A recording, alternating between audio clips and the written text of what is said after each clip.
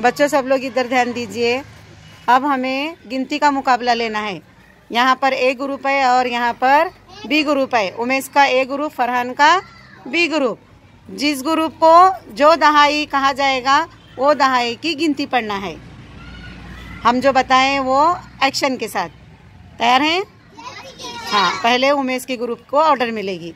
2 दहाई, 2 दहाई,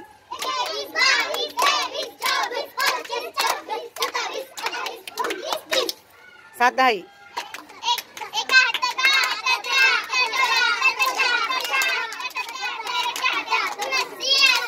3 दहाई,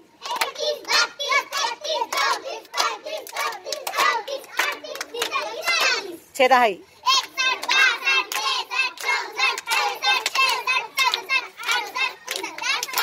4 दहाई,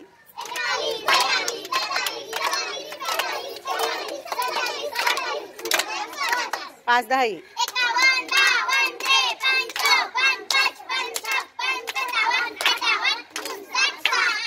वेरी गुड। अब सब मिलकर जो दहाई कहा जाएगा फौरन पढ़ेंगे सही सही।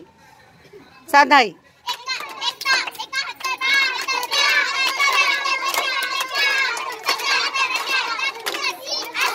6 दहाई,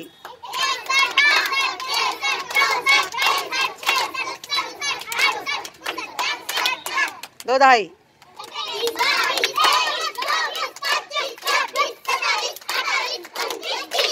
वेरी गुड।